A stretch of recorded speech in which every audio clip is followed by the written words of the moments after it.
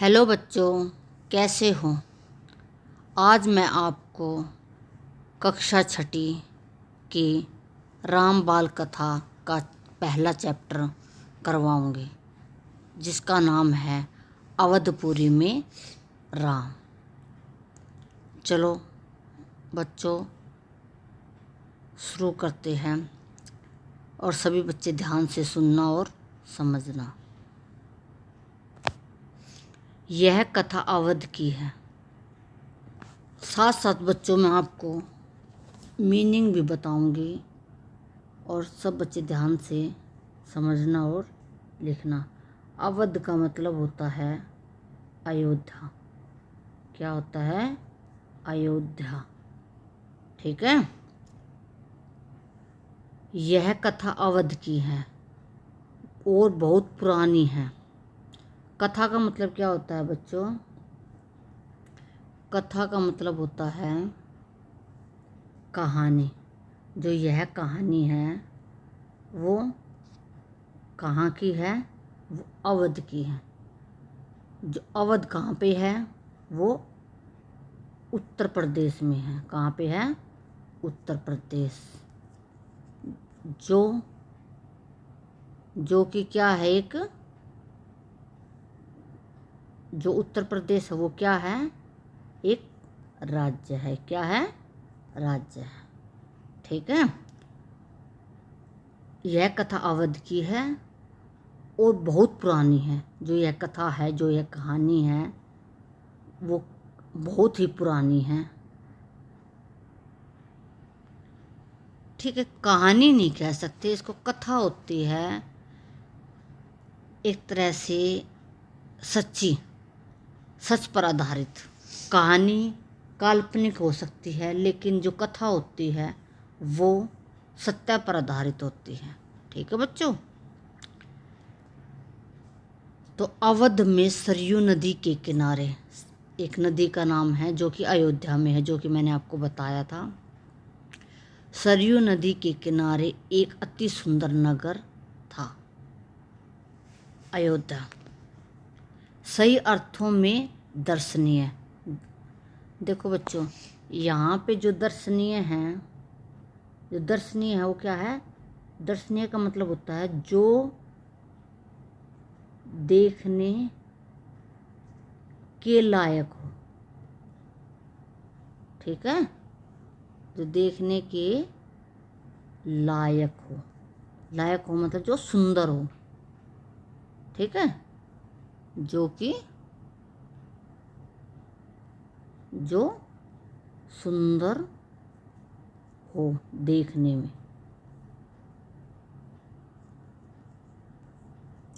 ठीक है।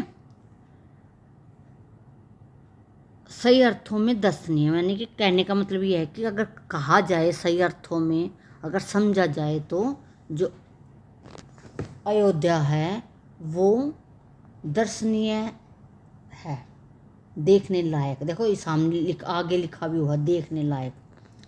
भव्यता जैसे उसका दूसरा नाम हो, और इसका जो हम जैसे हम पर्यायवाची कहते हैं। ठीक है। और दूसरा नाम क्या है? भव्यता। जैसे उसका किसका? उसका मतलब यहाँ पे जो है उसका जो यूज हुआ है, उसका मतलब अयोध्या का। ठीक है। अयोध्या में केवल राजमहल भव्य नहीं था। अयोध्या में सिर्फ क्या है? अयोध्या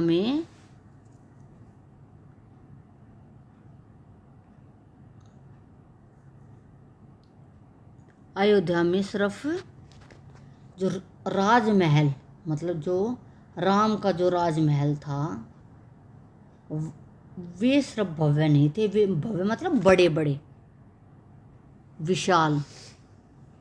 ठीक है। यहाँ भव्य का मतलब क्या है? बड़े बड़े या विशाल, बड़े आकार के। ठीक है, बड़े आकार के। मैं आपको बिल्कुल डिटेल में समझाऊंगी और एक एक बात को आप ध्यान से समझना।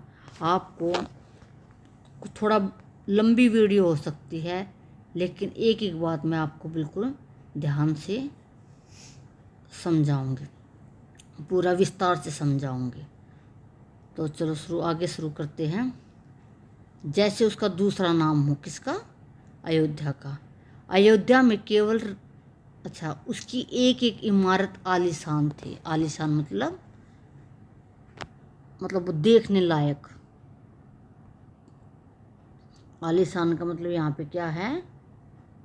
देखने लायक, आलीशान, कि देखते रहे, आलीशान, ठीक है, बड़ी बड़ी विशाल।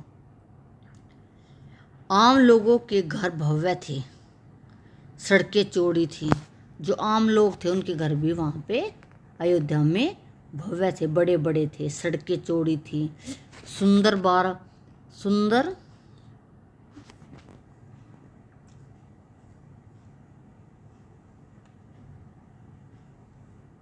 सुंदर बाग बगीचे। और वहाँ पर क्या थे? सुंदर बाग बगीचे, ठीक है। पानी से लबालब भरे सरोवर, सरोवर मतलब तालाब, ठीक है। खेतों से लहराती हरियाली, और खेतों में हरियाली ही हरियाली होती थी। हवा से हिलती फसलें सरयू की लहरों के साथ खेलती थी। मतलब जो हवा में जो फसलें हैं, जैसे फसलें जो होती है वो लहराती है ना, तो ऐसा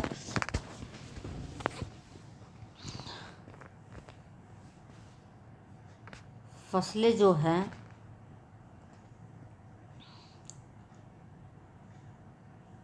सुंदर पानी से लबालब भरे सरोवर, खेतों में लहराती हरियाली, और खेतों में हरियाली ही हरियाली नजर आती थी।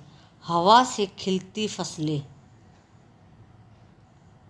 हिलती फसलें, और जो फसलें थी खेतों में, गेहूँ जो भी वहाँ पे था वो हिलती रहती थी। सरयू की लहरों के साथ खेलती थी। जैसा लगता था जैसे सरयू जो नदी है उसकी जो लहरें हैं, जो उसकी पानी की जो लहरें हैं उसके साथ जैसे कि खेल रही हो आपस में। जैसे उस तरफ से जो खेतों के जो पेड़ थे वो लहराते थे, और यहाँ से सरयू नदी की जो नदी थी वो कभी ऊपर जाती और कभी नीचे जाती। ऐसा लगता था जैसे दोनों आपस में खेल रहे हो। अयोध्या हर तरह से संपन्न नगरी थी। और जो अयोध्या जो नगरी थी, जो एक नगर है, नगर के नाम से प्रसिद्ध है, जो एक नगर के नाम से प्रसिद्ध है, जो एक नगर के नाम से प्रसिद्ध है, वो पूर्ण रूप से मतलब हर तरह से संपन्न था। उसमें हर चीज़ थी, हरियाली थी, भव्य मंदिर थे, भव्य लोग थे, मेहनती लोग थे, ठीक है। संपन्नता कोने अंतरे तक बिखरी हुई, ठीक है। जो संपन्न क्या होता है? जो जिसके अंदर किसी प्रकार की कमी नहीं होती। कोने अंतरे तक बिखरी हुई थी, यानी कि कोने, जो अयोध्या नगरी है उसके कोने कोने तक बिखरी हुई थी। सभी सुखी, सभी समृद्ध, मतलब सभी वहाँ के जो लोग थे वो सभी सुखी थे और सभी समृद्ध थे। क्यों? क्योंकि वहाँ के लोगों के पास पैसा भी था, सब कुछ था। दुख और विपन्नता को अयोध्या का पता नहीं मालूम था, और अयोध्या के लोगों को यही नहीं पता था कि दुख क्या होता है, ठीक है। या उन्हें नगर की सीमा में प्रवेश की अनुमति नहीं थी।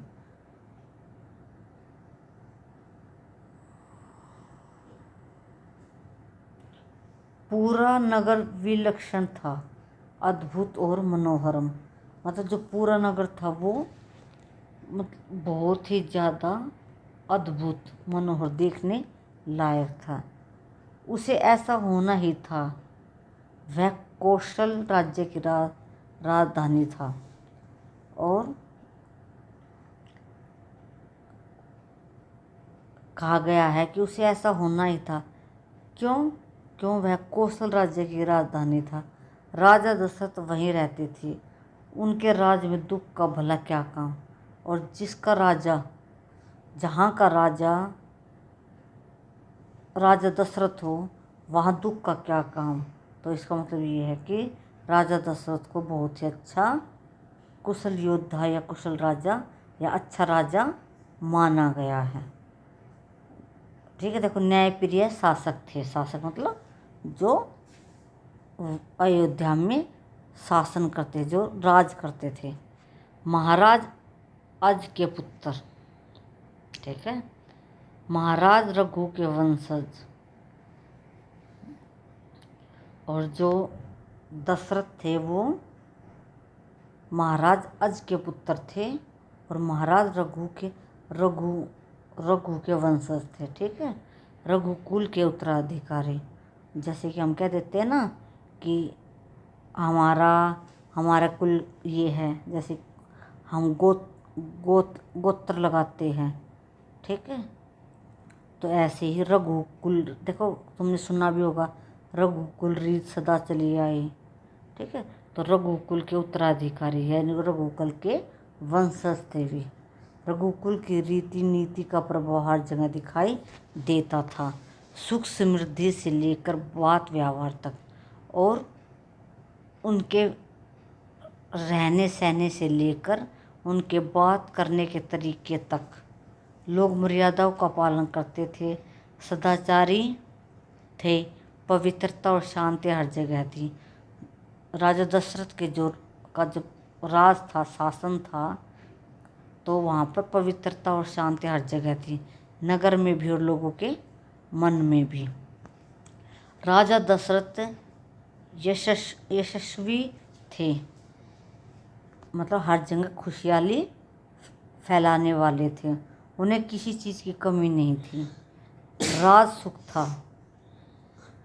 ठीक है, कमी होने का प्रश्न ही नहीं था। लेकिन उन्हें एक दुख था, एक छोटा सा दुख, मन के कोने में छुपा हुआ। देखो, किसी चीज़ की कमी नहीं थी राजा दशरथ के महल में या उस अयोध्या नगरी में, लेकिन एक चीज़ की कमी थी जो राजा दशरथ के किसी दिल में छुपा हुआ था, कोने में छुपा हुआ, मतलब मन के दिल में छुपा हुआ था। वह रह कर उभर आता था, उन्हें सालता रहता था, उन्हें परेशान करता रहता था। उनके कोई संतान नहीं थी, आयु लगातार बढ़ती जा रही थी। उनकी 3 रानियाँ थीं, मतलब उनकी 3 पत्नियाँ थीं, कौशल्या, सुमित्रा और कैकेयी। रानियों के मन में भी बस यही एक दुख था, संतान की कमी। जीवन सूना सूना लगता था। राजा दशरथ से रानियों की बातचीत प्राय इसी विषय पर आकर रुक जाती थी। राजा दशरथ की चिंता बढ़ती जा रही थी। क्या चिंता बढ़ती जा रही थी? कि उनका कोई पुत्र नहीं था। ठीक है, और उस अयोध्या नगरी में या किसी भी प्रकार की कोई कमी नहीं थी, लेकिन एक दुख था, एक चिंता थी। वो क्या थी? राजा दशरथ का कोई पुत्र नहीं था। तो प्यारे बच्चों, ये वीडियो मैं यहीं पर समाप्त करूँगी, रोकना चाहूँगी क्योंकि ये ज़्यादा लंबी हो जाएगी। और इसका जो, अगर आपको वीडियो अच्छी लगी हो तो अगली वीडियो दूसरे पार्ट में बनाकर भेजूँगी। अगर आपको ये वीडियो अच्छी लगी हो, समझ में आई हो अच्छी तरह से, अगर आई हो समझ में, तो आप लाइक ज़रूर करना। अगर नहीं आई हो तो लाइक मत करना, लेकिन कमेंट्स में लिखकर ज़रूर भेजना कि मैंने कहाँ पर कमी की, क्या नहीं समझा पाई, ये क्या कमी कर पाई, ताकि मैं अगली वीडियो में आपको अच्छी से अच्छी वीडियो बनाकर दे सकूं। और अगर आपको पसंद आई हो प्यारे बच्चों तो सब्सक्राइब करना ना भूलें। और सब बच्चे अपने ध्यान रखना और खूब पढ़ाई करा करो। धन्यवाद।